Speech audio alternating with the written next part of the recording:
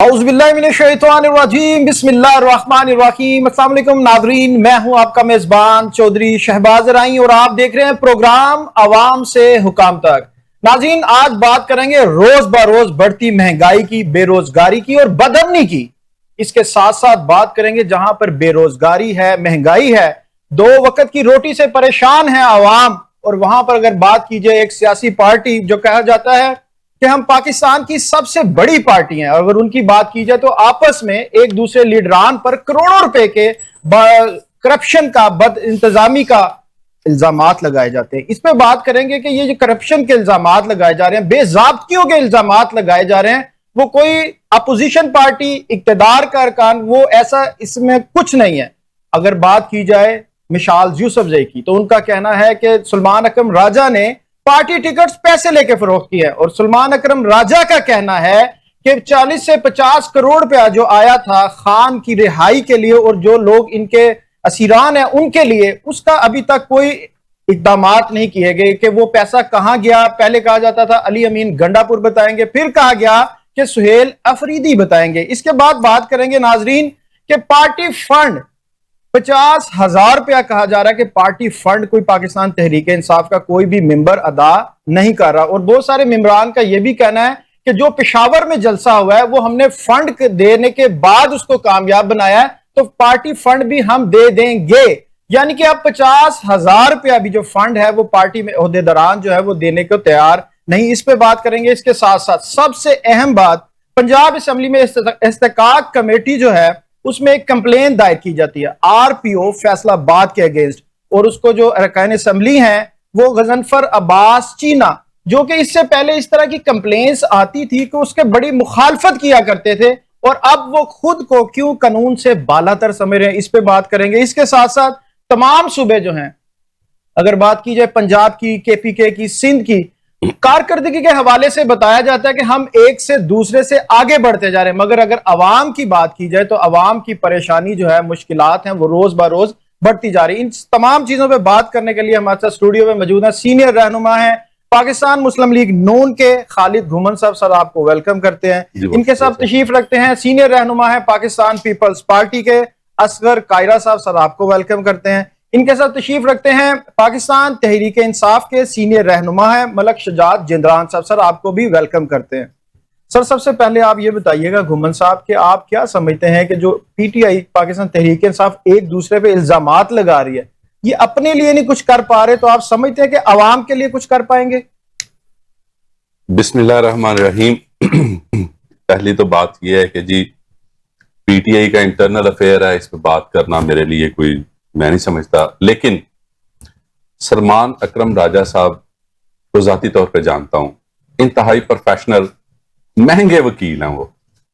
मैं समझता हूं कि इनको मैंने ये भी देखा हुआ है कि किसी एक केस में ये 8-8, 10-10 करोड़ रुपए भी फीस लेते हैं ये। बल्कि उन्होंने एक स्टेटमेंट में कहा है कि मैंने इस साल जो रिटर्न है 30 करोड़ रुपया मैंने पे किया है। देखें, मैं आपकी बात को बिल्कुल कंसीड करूंगा, और मैं चूंकि प्रोफेशन को अडॉप्ट कर किया हुआ है, जानता हूं, वो डेली पेश होते हैं, उनको भी देखते हैं, और जिस कमाल महारत के साथ वो अपनी एडवोकेसी करते हैं वो भी मैं जानता हूं अल्हम्दुलिल्लाह।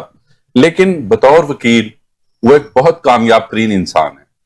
वो उन पे इस किस्म का इल्जाम लगाना, और वो भी कल का बच्चा जो है, मैं मिसाल यूसुफजई को कोई मैच्योर लीडर नहीं समझता। वो एक जो है ना, मैं समझता हूँ वो एक हादसाती लीडर बन गई हैं, जिनको किसी प्रिविलेज की वजह से उनको आप ये लोग ऊपर ले आए हैं, वगरना वो एक हादसाती लीडर है।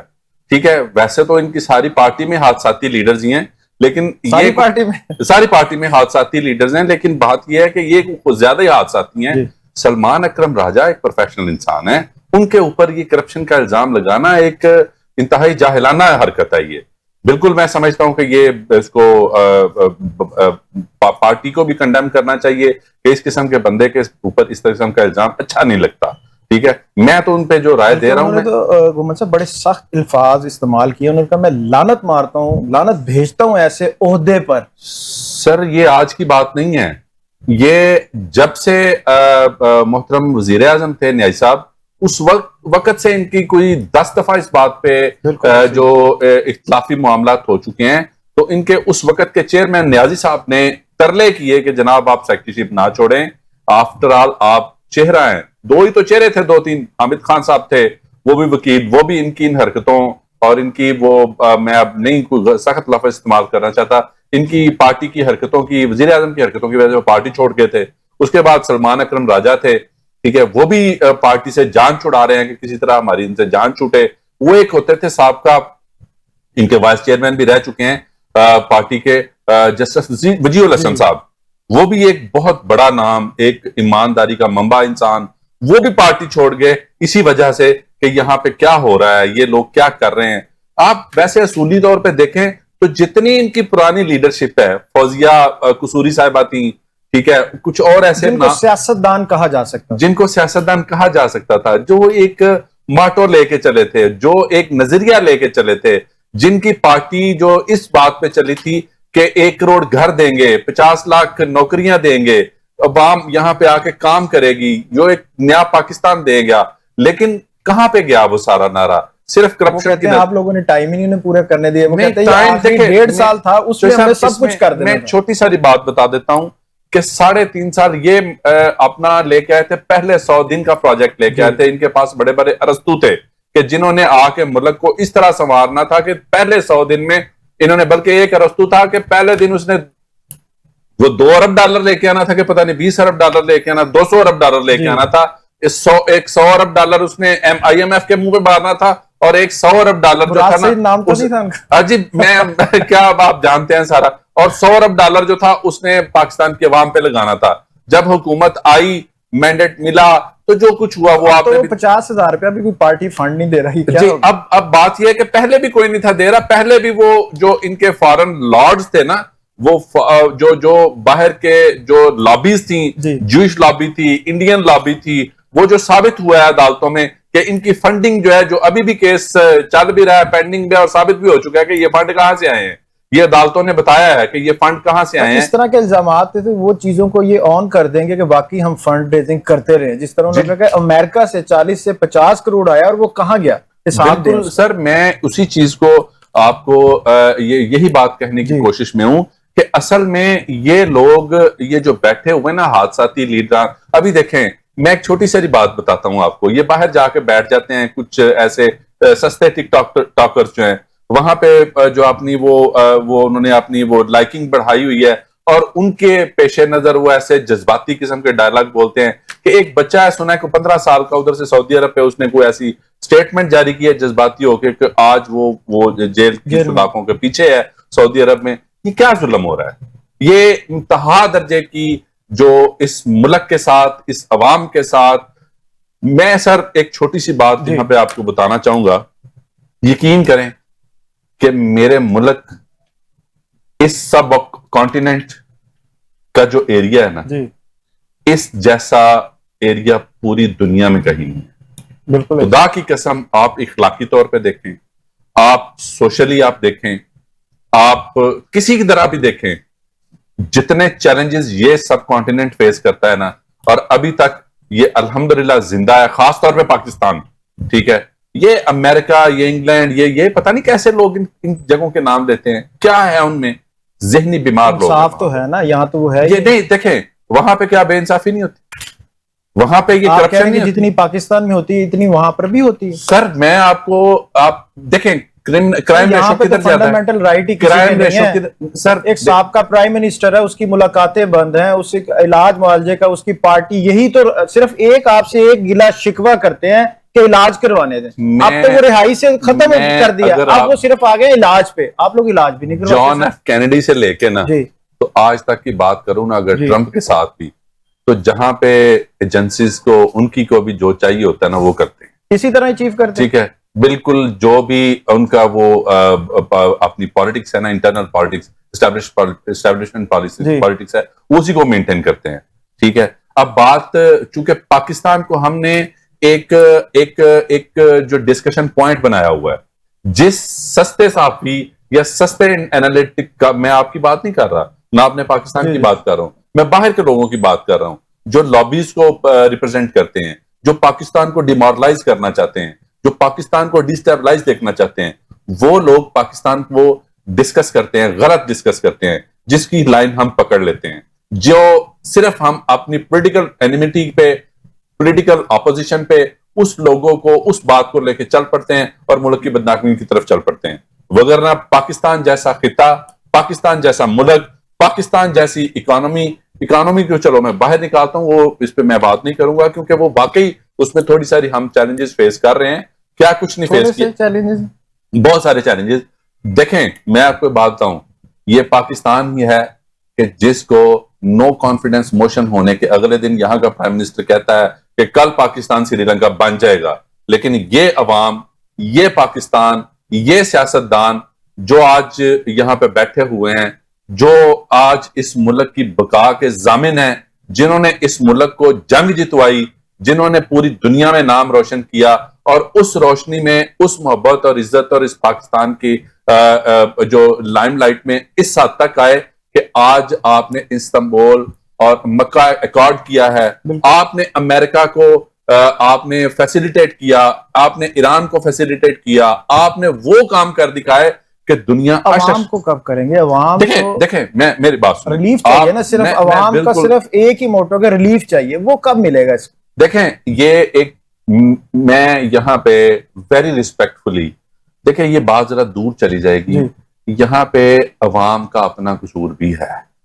देखिए सियासतदानों का, आप लोगों का कोई कसूर नहीं है, बिल्कुल है, मैं ये नहीं कहता नहीं है। जो मैंने लास्ट प्रोग्राम में आपसे कहा था कि कुछ बातें ऐसी हैं कि जिनको एड्रेस किया जाए तो चीजें बहुत अच्छी हो सकती हैं। ठीक है, क्या कि हम अपने अखराजात को देखें, हम अपने, ये मैं अवाम की बात नहीं कर रहा, मैं ऊपर वाले लेवल की बात कर रहा हूं, ब्यूरोक्रेसी, इस्टेब्लिशमेंट और जो हमारे ठेकेदारान, ये कई चीजें ऐसी हैं नहीं आते जी, इसी में आते हैं, सब इसी में आते हैं, सब लोग इसी में आते हैं कि इन चीजों को अभी मैनेज करने की, अभी इनको अपने ऊपर गौर करने की, मुल्क की बेहतरी के लिए जो है ना, जो कुर्बानी हम अवाम से मांगते हैं वो हमें भी देने की जरूरत है। ठीक है, अभी उस तरफ देंगे कि अवाम ही देती जाएगी। जब से पाकिस्तान बना है तब से अवाम कुर्बानियां देती आ रही है। कफायत शहरी का कहा जाता है तो अवाम को कहा जाता है कि आप पेट्रोल ना इस्तेमाल करें, आप बिजली कम इस्तेमाल करें। अब गैस वैसी लोगों को नहीं मिलती, फिर गैस के एक्स्ट्रा चार्जेस 7,000 रुपया लगा दिया गया, आप इस्तेमाल करें या ना करें, इसको हम बाद में डिस्कस करेंगे। लेकिन वही कफायत शहरी, जब आपको प्रोटोकॉल दिए जाते हैं तो कोई नहीं, 10-10 गाड़ियां साथ जाती हैं, वो पेट्रोल नहीं चलती, पेट्रोल से नहीं चलती गाड़ी। सिर्फ छोटा सा जवाब दूंगा, मेरे प्राइम मिनिस्टर ने जी, आज भी आप देखें कि जितने भी फॉरेन टूर्स हैं वो अपनी जेब से करते हैं, सैलरी वो नहीं लेते। ठीक है जी। नंबर 2, वेरी क्लियर, आप जाके बिल्कुल आप पता कर सकते हैं जितना घुमन साहब, आप ये ना कह दिया कि जो अवाम काम करती वो बगैर सैलरी के करे प्राइम मिनिस्टर। सर इनको तनख्वाहों की क्या जरूरत है इनके? मैं ये कतन नहीं कहता, लेकिन मैं जो कहने की कोशिश में हूं वो जरूर सुनिएगा कि अब देखें कि जो मेरी लीडरशिप है मैं उसकी बात कर रहा हूं कि वो जो है वो अपनी किफायत शहरी मुहिम पे चल रहे हैं। अब देखें, एक छोटी सारी बात, आप इस वक्त पूरी दुनिया को रिप्रेजेंट कर रहे हैं, पूरी दुनिया में आपका नाम है। पहले भी यहाँ पे मल्टीपल जो टेररिस्ट कार्रवाइयां, टेररिस्ट एक्टिविटीज, अब ये जो लीडरशिप, जो आपके रिप्रेजेंटेटिव्स हैं, उन्होंने जब मूव करना है तो उनको मल्टीपल थ्रेट्स होते हैं। अब फर्ज करें कि उनको वो प्रोटोकॉल ना दें और कोई ऐसा हादसा हो जाए तो क्या ये मुल्क की बदनामी नहीं है? गैर मुल्कियों की बात ही नहीं कर रहे हम, तो अपने मिनिस्टर्स की बात कर रहे हैं, शीरान की बात कर रहे हैं, अपने ही मिनिस्टर्स की बात कर रहा हूं। देखें कि एक, मुझे याद है आज भी कि मेरे बड़े भाई थे आरिफ भट्टर साहब, वो मर्डर हुए, he was additional advocate general Punjab. ठीक है, तो वो जितना वहां पे हुआ कि यार he is equal to the जज हाई कोर्ट। ठीक है, अब उसकी पोजीशन कि क्या इसको ये इसके हिफाजती इक़दाम किए गए, क्या जब इनकी अपॉइंटमेंट हुई तो इस चीज को कंसीडर किया गया कि इनकी क्या पहले एनिमिटी थी? अब उन चीजों को प्रोटोकॉल करने के लिए, उनकी सेफ्टी के लिए डेफिनेटली जब आपकी डिग्निटीज या मूव करते हैं तो उनको आवाम को कुर्बानी देनी पड़ेगी। हाल नहीं, वो तो मैं चाहता हूँ। कायरा साहब ये बताइएगा कि आप अपोजिशन का किरदार भी अदा करते हैं, हुकूमत पे तनकीद भी करते हैं, आईनी ओहदों पर इंजॉय भी करते हैं, ना आप अवाम की बात करते हैं ना पाकिस्तान तहरीक इंसाफ की करते हैं। इक्तदार को तो जरूरत ही नहीं है ना बात करने की, वो तो इक्तदार इंजॉय कर रहे हैं। तो आप कहाँ स्टैंड लेते हैं? आपकी पार्टी, ये फिर दोहरा मेयार नहीं आप लोगों को? ना तैनात करते हो करते सभी जगह भी दवा करें ना तो सब पहले तो आपका बहुत मशहूर हूँ आपने हमें लाइक दिया, मुझे लाइक दिया। तो सब छोटी सी बात है कि politics is something else, administration is something else. पहले तो हमें बुनियादी तौर पे ये समझने की जरूरत है जी। फिर आप जाके देखें कि आईनी ओहदों पे जो लोग मौजूद हैं आप इनको हटा दें फिर भी क्या होगा। आईनी ओहदों पे जो लोग हैं उनके इख्तियारात कितने हैं? क्या गवर्नर? फर्क सिर्फ पड़ेगा आप लोगों से। आपको उसी पर लेके जा रहा हूं, 2 मिनट मुझे दीजिएगा। गुमन साहब को काफी टाइम। जी जी। गवर्नर के पास आया पावर ज्यादा होती है या आया सीएम के पास पावर होती है? आया प्रेसिडेंट के पास पावर होती है या आया सीएम के पीएम के पास होती है?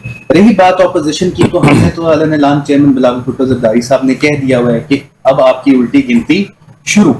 We waited, we told them कि आप सोलर्स के ऊपर जो रेगुलाइजेशन लेकर आ रहे हैं वो गलत है। या पार्लियामेंट्री कमेटीज में गुफ्तगू होती रही है जी। और अफसोस है कि वहां पे अगर हमारे साथ एक और ऑपोजिशन की जमात मौजूद होती, बाइकआउट करके ना जाती, तो इस चीज के ऊपर बेहतर लायामल आता। ये पॉलिटिक्स अवाम के असल हकूक की तहफ्फुज़ तो ऑपोजिशन है। ऑपोजिशन है। और जब आप ऑपोजिशन में, दुनिया में ये मिसाल कहीं पे मौजूद नहीं जो पीटीआई ने मिसाल कायम की, वो बाइकआउट करके चली गई। आप सियासत करके हर बार कायरा साहब उन्होंने बाइकआउट नहीं किया। जब मुफादात की बात आती तो वहीं रहते हैं। केपीके की बात की जाए मुफादात की जंग थी वहीं थे, पंजाब की बात की जाए मुफादात की जंग थी वहीं थे। आ रहा था। अब आपने केपीके का जिक्र अगर छेड़ दिया, लेट्स थोड़ा सा इस तरफ आते हैं, टाइम कम है हमारे पास। कारकर्दगी की बात की, आप देखना जब भी हमारे मुल्क में over the last 3-4 years, Kaira साहब तो फिर आईनी ओहदे छोड़ने पे तैयार हैं आपके? नहीं, why not when the time comes, why not कि हम इनको निकाल दें। हर चीज की पॉसिबिलिटी मौजूद है। थ्रेड कर रहे हैं कि वैसे ही बता रहे हैं? हमारे चेयरमैन ने थ्रेट कर दिया तो मुझे क्या जरूरत है थ्रेट करने? नहीं तो फिर आप छोड़ देना सर। फिर आप सर देखें जी, आपको मैंने अभी जैसे पहले अर्ज कर रहे थे ब्रेक पे जाने से पहले कि पॉलिटिक्स इज समथिंग एल्स जो पार्लियामान की होती है। जो आप बाहर निकल के ऑपोजिशन करते हैं, अवामी सियासत करते हैं, ये दो मुख्तलिफ चीजें होती हैं। चाहे आप हुकूमत में हो चाहे आप ऑपोजिशन में, जब आप पार्लियामान का हिस्सा बन जाते हैं वहां पे आपने बहुत सारी चीजों को फर्क अंदाज से लेकर चलना पड़ता है। रही बात कि आप जो आईनी ओहदों की बात कर रहे हैं कि ये अगर आप मुझे बताएं आईनी ओहदे छोड़ने से हालात ठीक हो जाते हैं, स्टेबलाइजेशन की जगह अवाम तक समारात जो इतनी आपका एंजॉय तो खत्म हो जाएगा ना। अब आप कैसे कहते हैं एंजॉय कर रहे हैं? एंजॉय कर रहे हैं फिर किस तरह? अगर आप समझते हैं कि प्रेसिडेंट हाउस में बैठना, अभी जजेस के जैसे तकरीरी का मामला है, वहां पे अपने जजेस इसको हमने हाईलाइट किया, गवर्नर बैठे में वो अवाम और चांसलरी पे काम नहीं कर रहे, स्टेट ऑफ द हेड को काम नहीं कर रहा। नहीं काम देखें काम आप फिर अपोजिशन न करें ना। आप हुकूमत के फिर कहते हैं इत्तेहादी भी हैं, हम इनके साथ भी हैं, फिर जब बात आती है आप कहते हैं हम अपोजिशन भी करेंगे, तो ऐसे तो नहीं कर सकते ना। देखें जी, 2 in 1 काम तो ना 2 in 1 नहीं। अभी आप देखेंगे आपके पहले पीछे चलते हैं, 2024 में जाते हैं। आप मुझे ये बताइए 2024 में जो हालात है आफ्टर रिजल्ट, एक हंग पार्लियामेंट की सिचुएशन थी। पहले इनको ऑफर दी गई कि आ जाए हम बना लेते हैं government, they did not go. उन्होंने कहा हम ऑपोजिशन करेंगे। मजबूरन पीएमएलएन और पीपल्स पार्टी ने बैठ के एक मुआहदा किया जिसके बाद आया कि हमने करना है। देखें जी, कोई भी सियासी अलायंस होता है ना, कोई भी गवर्नमेंट होती है, कोई भी सियासी जमात है, जब वो इलेक्शन जीत के आती है उसकी दिल यही होती है। इवन पीटीआई का भी पूरा नैरेटिव यही था कि हमें सोलो गवर्नमेंट चाहिए, हमें ऐसी चीजें नहीं चाहिए जिससे आपके हाथ बंद जाए। बिल्कुल ऐसे। अब मजबूरन ये हालात और उस वक्त के जो मुल्क की डिमांड कर रही थी, आप इन पोजीशंस में। आज मैं आपको एक और चीज बता दूं जी, देखिए अपार्ट फ्रॉम पॉलिटिक्स, मैं बतौर एक सबसे ज्यादा नौजवान यहाँ बैठा हूँ, मेरा एक क्लियर विजन है कि कुछ चीजें ऐसी हैं जिनके ऊपर हमें सियासत करने की जरूरत नहीं।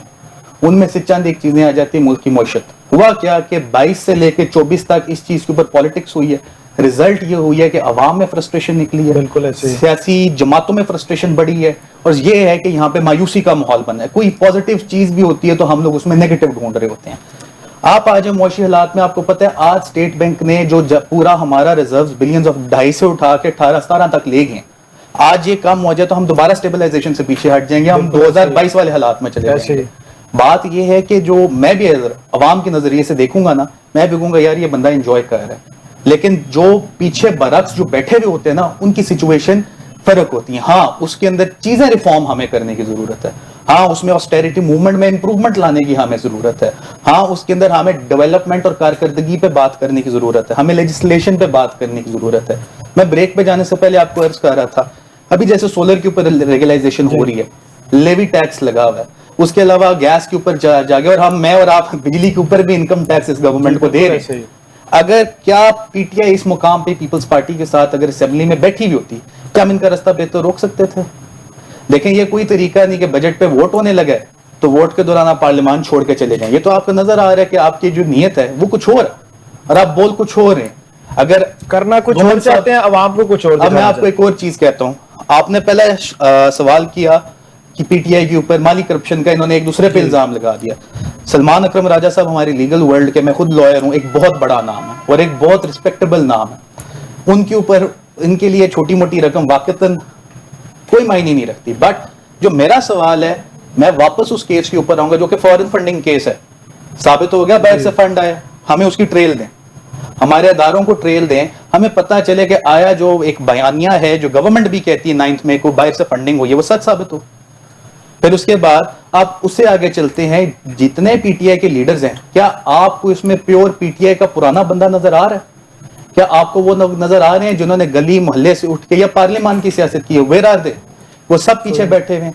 तमाम जो नए लोग हैं वो आज, जब कोई जमात लीडरलेस होती है और जब उसके तजर्बाकार लोगों को आप बाहर निकाल दिए जाते हैं, वो लोग जो फेम या पॉपुलिज्म के कॉन्टेक्स्ट से आगे आए हुए होते हैं वो आगे आ जाते हैं, तो फिर वो पीटीआई की तरफ पीछे चले जाते हैं। आपका पार्लियामान का निजाम भी खराब हो जाता है, आपकी ऑपोजिशन का निजाम भी खराब हो जाता है और गवर्नमेंट को एक अदर प्री हैंड मिल जाता है, जैसे अभी हमारे मौजूदा दौर में चल रहा है। और रही बात आप जो इंजॉय वगैरह की कह रहे थे, कमिंग बैक टू दैट, मैंने वही कहा कि जो अवाम को नजर आ रहा होता है वो भी होता है और जो आप उस सीट पे बैठे होते हैं उसकी हकीकतें बहुत होती हैं। अब मैं छोटी सी मिसाल देता हूँ, जो सब आप एक सीट पे बैठे हैं, आपकी टीम होगी, दूसरे लोग कहेंगे यार मजे तो इस बंदे के, हमारे क्या।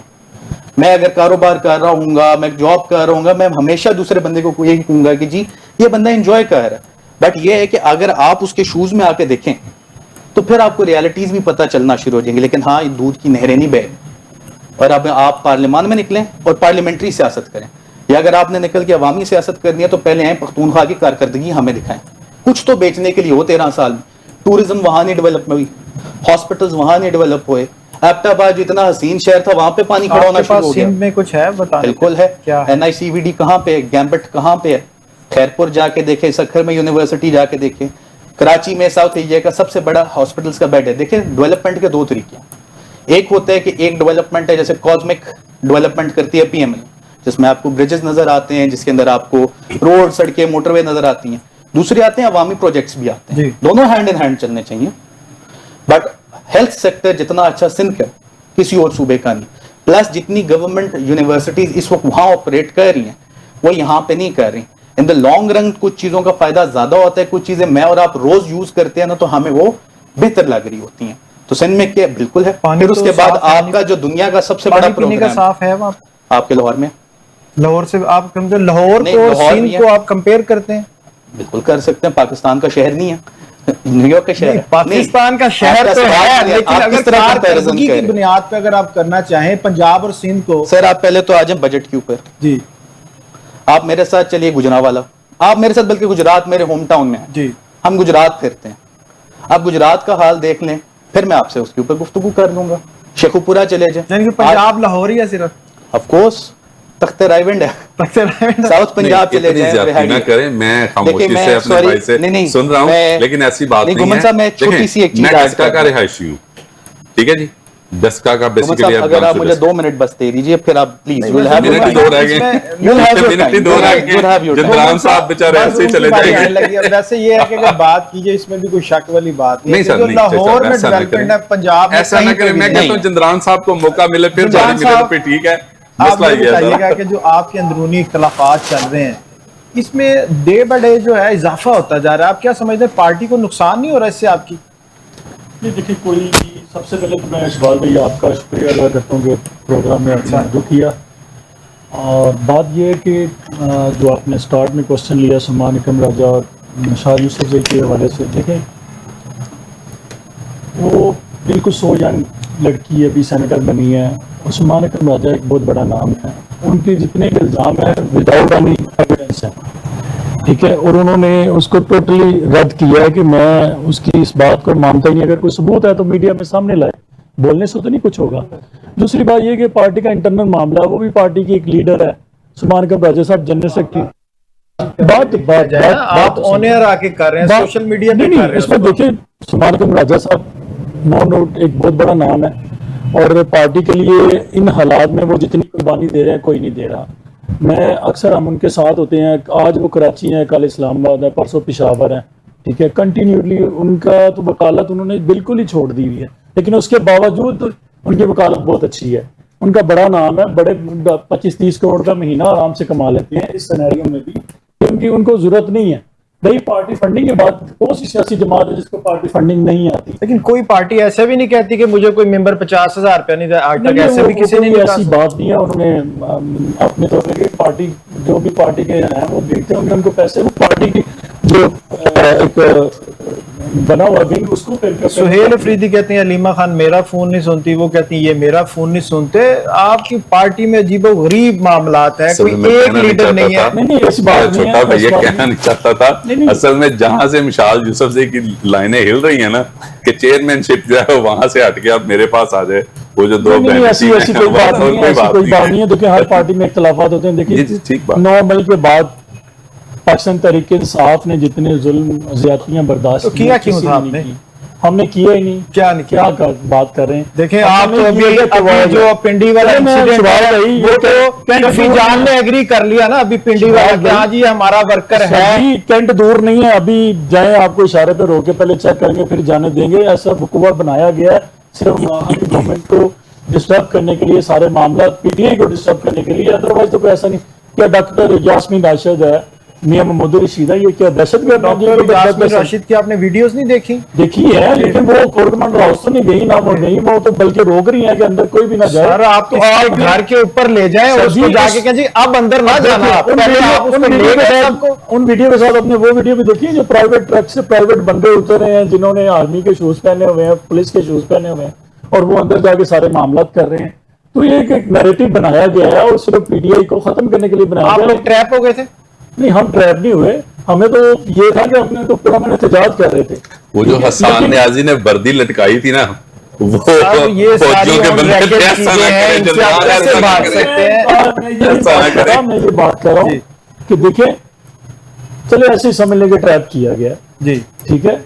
ट्रैप करने की वजह से ये सारे मामला हुए और इतना बड़ा कोई जुर्म नहीं किया जितनी बड़ी। तो माफी मांग ले, बात खत्म हो जाएगी। माफी भी नहीं मांगते आप। देखिए जिन्होंने माफी मांगी है वो पार्टी छोड़ के चले गए हैं, जिन्होंने नहीं माफी मांगी वो आज भी पार्टी के साथ खड़े हैं। पार्टी के साथ मैं पिछले 20 साल से तो मैं पार्टी से बात कर रहा हूं। शायद कोई माफी मांग ले आवाम का, शायद कोई भला हो जाए, शायद कंफर्म इसमें भी नहीं है कि आप माफी मांग लेंगे आपको मिलेगी कि नहीं मिलेगी, शायद आवाम का भला हो जाए इसमें कोई नहीं। पार्टी तो इमरान खान के साथ है, वो इमरान खान साहब अंदर है। देखिए उन्होंने सिर्फ अंदर से बहनों का एक बयान आया था, बयानिया जो जी मीडिया पे जब चला है तो टॉप रैंकिंग पॉजिटिव था नेगेटिव था? पॉजिटिव था, लेकिन नहीं आपकी चीजें पॉजिटिव होती नहीं है ना सर, इस वजह से स्ट्रेट फॉरवर्ड था नैरेटिव, जिसकी वजह से दोबारा ना मुलाकात करने दी जा रही है, जहाँ ना उनकी सेहत के बारे में प्रॉपर बताया जा रहा है वो किस हालत में है, क्या आपकी स्टेटमेंट्स ही ऐसी। अभी देखे ना वो कह रही है अलीमा बीबी की स्टेटमेंट है कि उनको किताबें नहीं दी जा रही, दूसरी तरफ आप कहते हैं उनकी आंखें बिनाई चली गई, उनको नजर नहीं आ रहा, तो फिर किताबें क्या करनी है आपने वहां पे? नहीं बनाई तो उनकी एक साइड की गई है, दूसरी साइड की तो नहीं। तो फिर बंदा मुश्किल में रह के आपने जरूर किताबें पढ़नी है सर। चलो वो उन्होंने अपने तौर पे अपना मौक़िफ़ लिया है। लेकिन टाइम छोटा मुझे बताइए कि आरपीओ फैसलाबाद के साथ जो हुआ उस तरह अवामी नुमाइंदों के साथ नहीं होना चाहिए? अवाम से जो झूठे वादे करते हैं, जो नाइंसाफी करते हैं, उनसे पूछगिछ नहीं होनी चाहिए? जी आपने बड़ा खूबसूरत क्वेश्चन किया। बात यह है कि देखिए अवाम के वोट लेके ये सारे इक़्तिदार में आए हुए हैं और पार्लियामेंट में बैठे हुए हैं और ये गवर्नमेंट चला रहे हैं, तो अवाम का हक है कि उनको रिलीफ दिया जाए। ये ना हो कि अवाम का खून चूसें बिजली की मद में, महंगाई की मद में। जैसे अभी हमने गैस का टैक्स बता दिया, ये सोलर वाला प्रोजेक्ट है। बेसिकली 14 अगस्त है, इस मौके के ऊपर मैं ये बात करना चाहती हूँ यार पाकिस्तान आज़ाद जरूर है, लेकिन इससे आज़ादी भी लोगों को दी जाए। उनका तो खून चूस रहे हो आप। गवर्नमेंट क्या कर रही है, चाहे वो पंजाब की गवर्नमेंट है चाहे वो सेंट्रल की गवर्नमेंट है। मैं ये बात कहना चाह रहा हूँ कि पंजाब सेंटर का नाम ले लिया, केपीके का नाम नहीं ऐसे ना करे सर। चलो केपीके की बात ये है कि अवाम को रिलीफ नहीं मिला, ठीक है। देखिए कोई फार्मूला है कि अवाम को रिलीफ सबसे छोटा सूबा, ठीक है। तो उनके जो फंड बनते थे दिए भी नहीं है, 4.5 करोड़ लोग हैं वहां पे सर। कारकर्दगी है क्यों नहीं है, आप जाके विजिट करें वहां, कोई ऐसी चीज बता दे जो नहीं है। शफी जान का कहना था कि जो टूटी हुई सड़कें हैं ना हमारी केपीके की, वो शऊर पैदा करती हैं तो आपका मोटो तो ये है। सर वहां पे पुलों की जगह तारे हैं, लोग डूब रहे हैं, मर रहे हैं, कोई हिफाजती मैयर्स नहीं है। आप देखें डस्के के लोग जो 25 लोग वहां पे। आरपीओ का बता दें कि आरपीओ को इस तरह कटहरे में लाकर इस्तेकाक कमेटी के सामने लाकर इस तरह तहजीक करनी चाहिए थी। आप लोगों की पूछगिछ नहीं होनी चाहिए। जो अवाम से हर नुमाइंदा, आप समझते हैं कि नहीं समझते गुमन साहब, कि जो एमपी है या एमएनए अवाम से झूठे वादे करता है, वो समझते हैं आप? बिल्कुल ऐसा होना तो चाहिए। फिर उनको पूछगिछ कौन करेगा? अवाम को जवाब हर देनी साल होती, हर 5 साल बाद होती तो है। जिसने कारकर्दगी की होती है उसको वोट मिलते हैं, जिसने नहीं की होती वो कहते हैं आप 47, आपको वोट की जरूरत ही नहीं चाहिए तो वोट। चले मैं मान लेता हूँ जो कहते हैं ठीक है जी। कश्मीर का इलेक्शन है, हमने तो बाइकाट किया। ये फॉर्म 47 कौन कह रहा है? नहीं, अब तो बिलावल साहब भी कह रहे हैं ना, ये हमारे भाई हैं, इनका हक है। मैं सुनाता हूँ हमारा ना आपकी तरफ 1 मिनट देता हूँ। उन्होंने ये भी कहा है कि खान साहब को भी मैसेज दिया कि आए मेरे हाथ बढ़ाएं। क्या है कि देखो क्लीन स्वीप सीटें ही दे दी हैं नून लीग को। क्या वोट मिला है? तो इससे पहले जीबी में पीपल्स पार्टी ने भी तो मैं ये बात कर रहा हूँ, मिली गई है ना। असल में इनको आदत, इनको याददाश्त इनकी 2018 वाली है। इनकी याददाश्त 2000, असल में जब आप लोगों की याददाश्त 2018 वाली कर रही है, इनको दिया गया बाबा यहाँ पे दिया जाना, वो एक हुआ था जनरल फैज हमीद, हर दफा नहीं होता। हुकूमत लेके गलती की थी। जी जी, जनरल फैज हमीद हर साल हर दफा नहीं होता जो है वो अब इनको फॉर्म 47 कह रही है, हमारा तो छोड़े है, हकीकत यही है। लेकिन जी शॉर्ट बिल्कुल एंड होने लगे। कोई भी सियासतदान है ना, उसका सबसे बड़ा कड़ा इम्तिहान 5 साल बाद आपके मुल्क में आता है इलेक्शन, उसके अंदर होता है। अगर तो उसने डिलीवर किया हो, अगर उसकी मकबूलियत हो, उसकी जमात की मकबूलियत हो, वो कैंडिडेट कामयाब हो जाता है। ना हो तो हमारे यहाँ पे दूसरा हरबा है, जैसे नून लीग ने हमारे माजरत के साथ जी कश्मीर में अपनाया, जैसे पोलिंग स्टेशन के अंदर 99% जी टर्न आउट है, 101% एक पोलिंग स्टेशन का टर्न आउट। देख लें, बंदे 4 थे मेरे भाई हैं, मैं अब क्या कहूं, बंदे 4 इनकी निगाह में थे एआई से रिलेटेड। अब ये देखें, मैं आपको आज के मुजफ्फराबाद के अंदर चौधरी लतीफ अकबर साहब का रिजल्ट खोल लें, आप चोई इखलाक साहब का रिजल्ट मीरपुर डिवीजन में खोलें, आप चोई सईद साहब की जीबी के इलेक्शन में भी पीपल्स पार्टी की दया मीर के अंदर से सीट लिया गया, और दया मीर की सीट का आज तक नहीं हो रहा। सेनेटर हैं जमात इस्लामी के, उन्होंने क्लियर किया था ताड़र साहब को मुखातब करके, यार कि 4 लाख वोट है हल्के का, तो 6 लाख वहां से कैसे निकल आया बताओ मुझे। लिस्टों में 4 लाख है, दूसरे हल्के वाले लोग तो नहीं डाल के दूसरे वाले, सारी बात है। इससे क्या साबित हो रहा है कि टोटल उनको जिताया गया, जो जिन्होंने पहले गवर्नमेंट बना के दी उन्होंने। एक बात कहूंगा जदरान, एक बात करूं, यकीन करो इतने भी नौले नहीं होते जितने आप साबित करने की कोशिश कर रहे हैं। ऐसा ना करें, बात वो करें। 2 तरीका होता है, आपको इख्तिलाफ है, आप लीगल प्रोसेस करते हैं। जैसे पीपल्स पार्टी की कल कश्मीर कमेटी जो टिकट होल्डर्स थे वो बैठे, उन्होंने इस रिजल्ट को चैलेंज किया। चैलेंज करने के बाद हम लीगल तरीके से भी फाइट करेंगे, हम अपना केस अवाम में भी फाइट करेंगे। इसी तरह जीबी के अंदर अगर ग्रीवेंस है, हमारे 2 सीट्स हैं ऐसी जिसके ऊपर अभी भी केस चल रहा है, डिसीजन आना है। मसला यह है माजरत के साथ कि खुसूसन पीटीआई का रह गया कि रिजल्ट कुछ आ रहा होता है, इनकी सोशल मीडिया टीम 5:02 पे आप पोलिंग स्टेशन जिता देते हैं। दुनिया में कहां पे 2 मिनट में पोलिंग स्टेशन का रिजल्ट आता है। और फिर मजे की बात है इनका, क्योंकि इनके पास सोशल मीडिया स्ट्रेंथ है, ये हकीकत है, ये उसको एक्सप्लॉइट करते हैं और जब तक असल रिजल्ट आता है तब तक गेम कुछ की कुछ हो जाती है। ठीक है, हमें जरूरत है बतौर यहाँ पे बैठ के इस पूरी बात का मुद्दा यह कि असल जो इलेक्शन रिफॉर्म्स की जरूरत है। और नकल जो असल सर, जब 25 लाख रुपया पर ईयर दिया हो प्रोजेक्शन के लिए अमेरिकन एक एजेंसी को, लॉबियस्ट को, तो फिर इस तरह तो होता है ना भाई। अब हम पार्टी, हम लोग नहीं, वैसे आप 25-25 लाख रुपए देते हैं, और वो जूइश फर्म को दिया, और जूइश फर्म को दिया।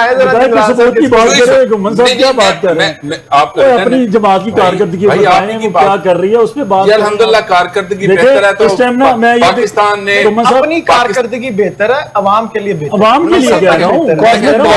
मुल्क की बका देखें, मुल्क ने फ्लरिश किया, पूरी दुनिया में इस वक्त नाम है, जंग जीती, अवाम के लिए कुछ किया तो वो बता दें। अवाम के लिए टैक्स ही टैक्स है, घर से निकले पेट्रोल ले, बिजली ले, गैस ले, कुछ भी ले, ग्रोसरी ले, टैक्स ही टैक्स। आप इतना नहीं, चले मैं ये कह रहा हूँ, ये 3 मुल्की मुआहिदा हुआ है, इससे अवाम को क्या रिलीफ है? ये बड़ा मिलेगा। आपने पहले 100 दिन का प्रोजेक्ट किया था, फिर 1 साल का देंगे। अगर हमें अब की बार मौका मिला ना तो अब की बार करके दिखाएंगे। पिछले 34 साल से हम सुन रहे हैं। हम हर बार करते पिछले 34 साल से अल्हम्दुलिल्लाह, 4 साल ये भी हो जितनी गए हैं। मोटरवेज, जितनी तरक्की नवाज शरीफ के किए हुए काम निकाल दें तो मुझे बताया कि यहाँ पे क्या है, सब इस तरह ना नोट करें। किया। इस मैंने तरह- बात शुरू की हॉस्पिटल एंड यूनिवर्सिटी से, इन्होंने बात शुरू की मोटरवे से। जी, हॉस्पिटल्स भी देखें ना इमरान जी। साहब थैंक यू आप वेरी मच, देखें, कायरा साहब thank you very hospitals much, भी देख उमर लें। साहब थैंक यू वेरी मच।